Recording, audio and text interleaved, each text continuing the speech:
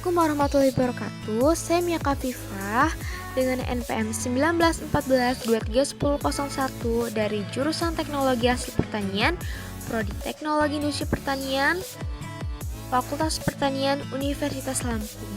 Oke, di sini saya akan membahas mengenai materi statistika pada materi penyajian data.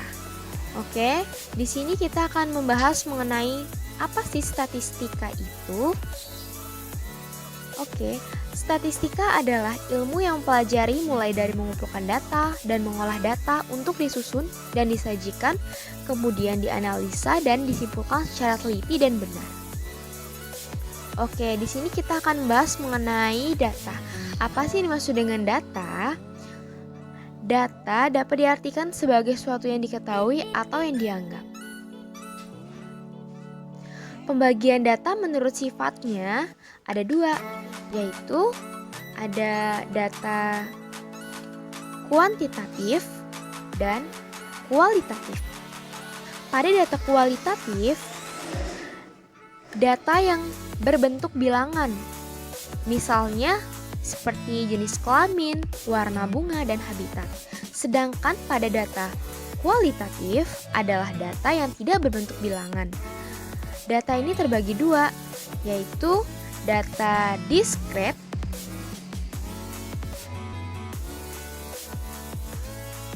dan kontinu. Data diskret misalnya seperti jumlah kloroplas, jumlah trombosit, dan jumlah sel.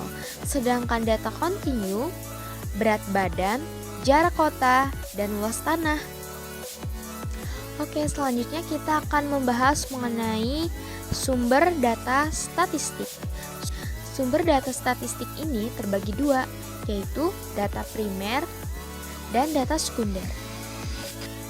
Maksud dari data primer yaitu misalnya seperti wawancara langsung, atau wawancara tidak langsung, atau pengisian kuesioner. Sedangkan pada data sekunder, seperti menggunakan pihak lain seperti BPS, Bank Indonesia, World Bank, dan lain-lain, sehingga data dapat dihasilkan. Oke, selanjutnya kita akan membahas mengenai syarat suatu data. Syarat suatu data ini terbagi menjadi 4, yaitu yang pertama, data harus objektif. Yang kedua yaitu data harus representatif. Yang ketiga, data harus update, data harus relevan. Dan selanjutnya kita akan membahas mengenai pengumpulan data. Pengumpulan data itu terbagi menjadi dua, yaitu berdasarkan jenis pengumpulannya dan berdasarkan banyaknya data. Selanjutnya, pada berdasarkan jenis pengumpulannya ini, seperti kayak pengamatan observasi, penelusuran literatur, dan pengisian kuesioner, serta wawancara. Sedangkan pada berdasarkan banyaknya data ini, dia diambil dari sensus atau sampling. Sampling itu adalah cara acak atau tidak. Setelah kita membahas mengenai pengumpulan data, di sini kita akan membahas tentang populasi dan sampel. Apa sih populasi dan sampel itu? Nah, jadi populasi adalah himpunan atau kumpulan dari seluruh objek yang mempunyai karakteristik sifat yang sama untuk dijadikan sasaran penelitian. Misalnya seperti seluruh peserta didik SMP, misalnya kelas 7, 8, dan 9. Sedangkan, apa sih sampel? Sampel adalah bagian dari populasi yang akan diambil dan didapat mewakili secara keseluruhan. Misalnya, seperti siswa kelas 8 saja.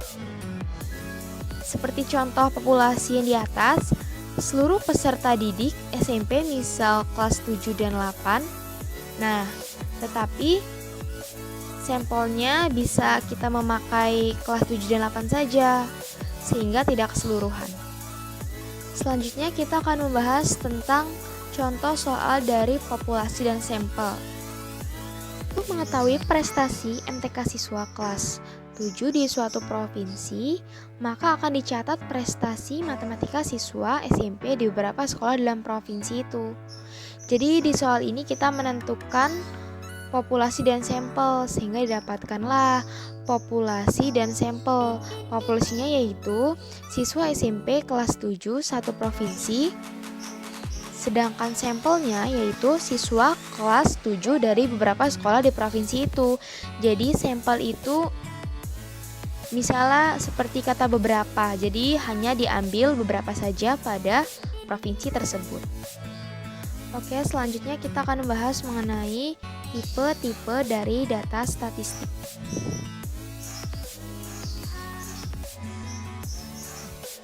Pada penyajian data terbagi dua, yaitu ada data tunggal dan ada data kelompok. Apa sih yang dimaksud dengan data tunggal?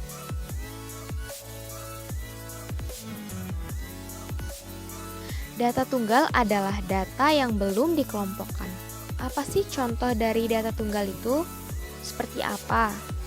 Jadi di sini contohnya seperti contoh pertama, data hasil tes 10 siswa, misalnya 7, 6, 7, 5, 8, 4, 9, 6, 8, 8. Dan contoh 2, hasil pengukuran berat badan 15 siswa, misalnya 40, 42, 41, 39, 43, 45, dan seterusnya.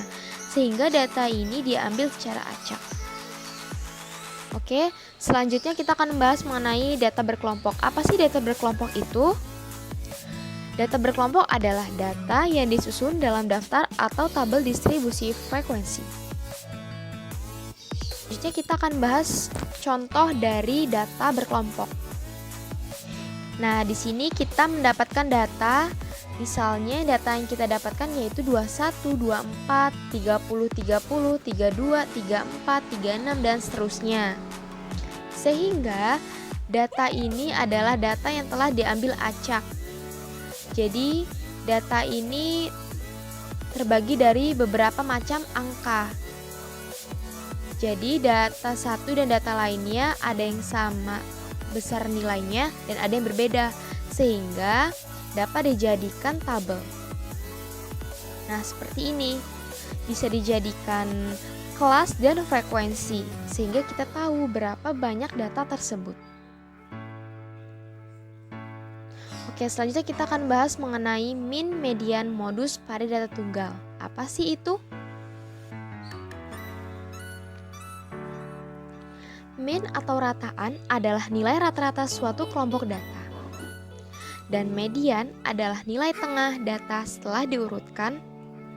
Lalu modus adalah nilai yang sering muncul dalam suatu kelompok data. Oke, selanjutnya di sini kita akan membahas mengenai contoh soal dari data tunggal. Misalnya, contoh pertama, data nilai ulangan Yaya sebagai berikut: 7, 8, 7, 7, 6, 8, 10, 9, 9, dan 10. Di sini kita ingin mencari min, median, dan modusnya. Oke, di sini kita akan menjawab rumus dari min itu adalah jumlah data per banyak data. Sehingga jumlah data yang Yaya peroleh tadi kita jumlahkan semua dan dibagi banyak data yang telah Yaya peroleh. Nah, didapatkanlah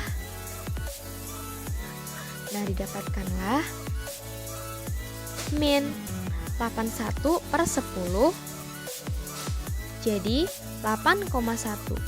Jadi, min atau nilai rata-rata ulangan matematika Yaya sebesar 8,1. Oke, di sini kita akan membahas atau menjawab mengenai mencari median.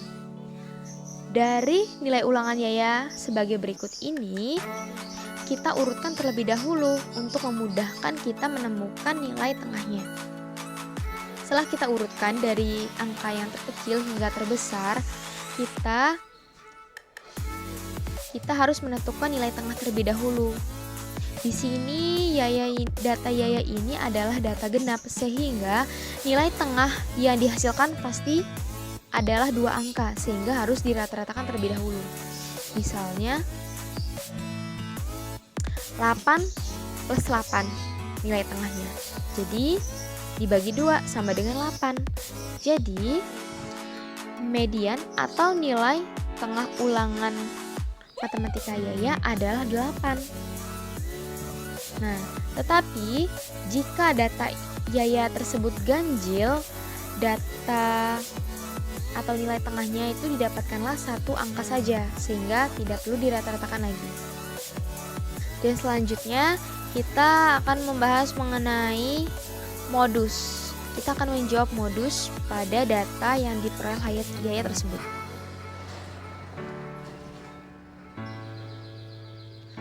Oke, pada data nilai ulangan Yaya yang telah tadi kita bahas, kita akan menentukan modus dari data ini, yaitu yang paling banyak keluar dari data ini. Nah, ini telah kita tentukan ya, sehingga didapatkanlah modus pada data tersebut, yaitu 7, karena sebanyak 3 kali.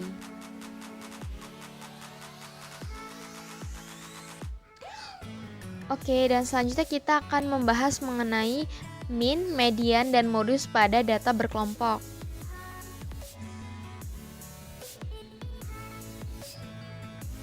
Kita akan membahas mengenai contoh soal data berkelompok. Nah, di sini terdapat contoh soal data berkelompok, yaitu buatlah distribusi frekuensi dari data tersebut dan tentukanlah min, median, dan modusnya.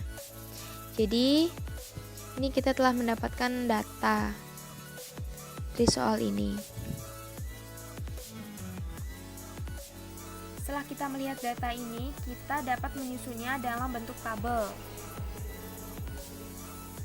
Jadi kita dapat membuat data tersebut menjadi kelas dan nilai ujian, sehingga terdapat 2 bagian. Nah, kita membuat nilai ujian itu dari nilai paling terkecil dari data tersebut. Jadi 18 nilai paling terkecilnya ya, yang ini. Oke, setelah itu setelah kita ingin mencari min, median, dan modus, tetapi kita harus menentukan jangkauan, menentukan banyak kelas, dan menentukan panjang kelas. Oke, di sini telah terlihat. Pertama, menentukan jangkauan. Jangkauan adalah X maksimal dikurang X minimal. Nah, dari data tadi dapat dilihat X max-nya adalah 98. 98 adalah nilai terbesar dari data tersebut. X minimal adalah nilai terkecil, kan 18. Jadi 98 dikurang 18 sama dengan 80. Nah, yang kedua adalah menentukan banyak kelas. Nah, di sini telah dibuktikan dengan rumus ya. Jadi K sama dengan 1 plus 3,3 log N. Nah, log N ini didapat dari banyaknya data. Data tadi sebanyak 50, sehingga lognya menjadi 50. Jadi 1 plus 3,3 log 50 sama dengan 1 plus 5,57 sama dengan 6,57. Nah, sehingga 6,57 ini dapat dibulatkan menjadi 7. Oke, selanjutnya kita akan membahas tentang panjang kelas. Panjang kelas adalah jangkauan per banyaknya kelas. Oke. Nah, di sini jangkauannya adalah 98. 98 nilai terbesar ya. Jadi, banyaknya kelas adalah 7. 7 adalah nilai terbesar dari kelas. Nah, lalu 98 bagi 7 adalah 14. Oke, selanjutnya di sini kita akan membahas mengenai min dan median. Kita akan menjawab tentang pertanyaan min dan median. Oke, di sini setelah kita membuat banyak kelas dan nilai ujian, kita dapat menentukan batas kelas, frekuensi XI, FI dikali XI, dan frekuensi kumulatif. Oke, selanjutnya kita ingin menentukan batas kelas. Nah, batas kelas didapatkan dari ini kan nilai ujiannya 18 sampai 29. Nah, jadi 18 itu kita kurangi 0,5. Nah, setelah itu 29 ditambah 0,5 sehingga dihasilkanlah 17,5 sampai 29,5 dan seterusnya seperti itu mencarinya. Jadi di bagian 18 ke bawah itu dikurang dan di bagian 29 ke bawah itu ditambah 0,5. Nah, oke. Di sini kita ingin menentukan XI-nya, FI dikali XI dan FK-nya. Oke, di sini FI didapatkan dari banyaknya nilai ujian. Yang dari 18 sampai 29 ada berapa? Lalu 30 sampai 41 ada berapa? Nah, sehingga dapatkan nilai FI. Nilai XI didapatkan dari 18 kita tambah 29 dari nilai ujian itu kita bagi 2. Nah, sehingga dapatkanlah 23,5. Nah, seterusnya seperti itu, didapatkanlah jadi XI. Nah, seterusnya seperti itu sehingga dapatkanlah SI. Nah, lalu kita ingin mendapatkan FI dikali XI, yaitu caranya gampang. Kalian tinggal mengalihkan saja. Jadi 4 dikali 2 3,5 sehingga dapatkan 94 dan selanjutnya 4 dikali 3 5,5 dapatkanlah 142 dan seterusnya seperti itu. Jadi nilai FI yang ini sama X ini dikaliin sehingga dapatlah hasilnya seperti ini.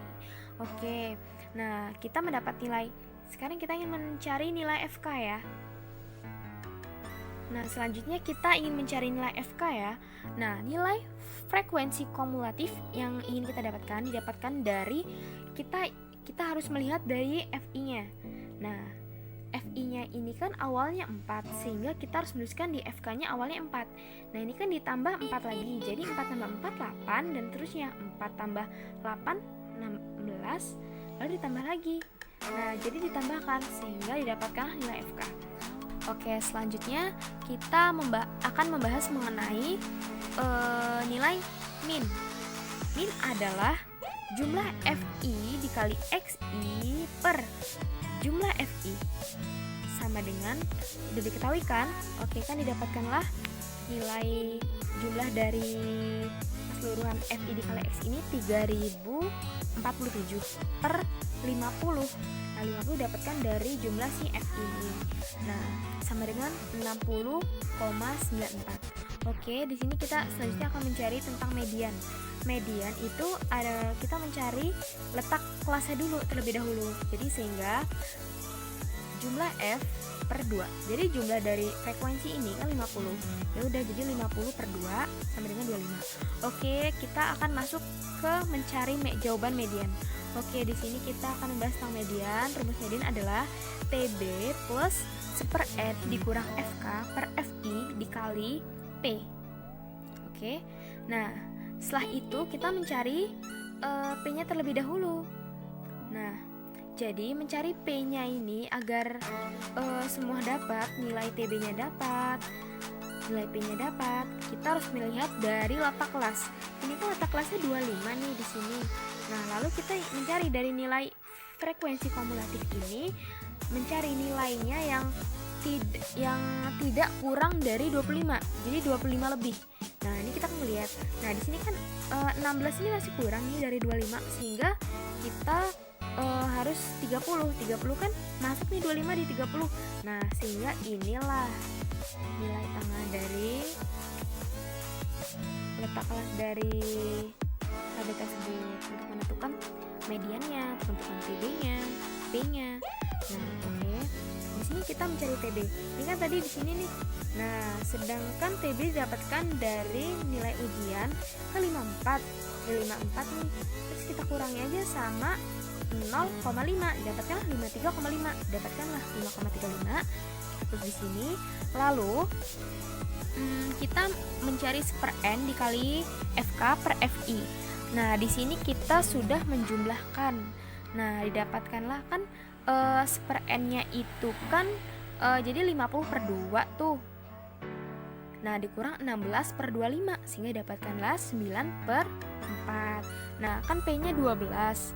Nah, ya udah kita 12 ini dari mana? 12 ini dari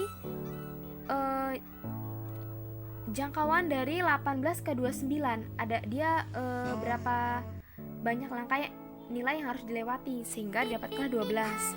Oke, di sini udah kita jumlahkan saja. Jadi 53,5 plus 108/14 kita jumlahkan. Jadi 53,5 plus 7,71 sama dengan 61,21. Oke, di sini jadi 53,5 plus 7,71 sama dengan 61,21. Nah, oke, next ya, kita untuk mencari modus. Oke. Nah, di sini kita mencari modus sama saja kita memakai tabel yang udah kita cari tadi, cuma rumusnya berbeda. Oke, saat mencari modus kita harus mencari nilai D1 dan D2 karena di rumus modusnya juga ada D1 dan D2 harus diketahui. Nah, jadi terlebih dahulu kita mencari D1 dan D2-nya. D1 diperoleh dari mana sih? Nah, D1 diperoleh dari FI. Jadi kita lihat dari F ini mana sih yang paling besar FI-nya. Nah, 14 kan? Jadi 14. Nah, kan D1 sama dari 2. Jadi di atas 14 itu berapa sih? 8. Dan di bawah 14 berapa? 9 kan? Nah, jadi kita kurangkan saja, didapatkanlah 6 dan 5 setelah pengurangan. Oke, di sini kita sekarang akan masuk ke modus. Oke, rumus modus adalah L0 atau L awal plus D1 per D1 plus D2 dikali P. Oke, di sini L0-nya ini dapatkanlah 54 per 0,5. Jadi yang data yang tadi kita telah cari, yang dari 25 itu mana yang tadi, jadi nilai tengah gitu, letak kelas gitu. Oke, jadi dikurang 0,5 plus 6 per 6 plus 5 dikali 12 karena panjang kelas kan P-nya kan 12. Oke, di sini udah kita jumlahkan saja. Jadi 53,5 plus 6 per 11 dikali 12 didapatkanlah 53,5 plus 6,55. Jadi modusnya 60,05. Oke, jadi kesimpulannya nilai min, median, dan letak modus yaitu 60,94 itu nilai minnya, terus nilai mediannya 61,21 dan nilai modusnya terletak di kelas keempat. Kita lihat tadi kelas keempat ini. Nah, dapatkanlah jadi 54 sampai 65. Oke, sekian penjelasan materi dari saya. Terima kasih. Wassalamualaikum warahmatullahi wabarakatuh.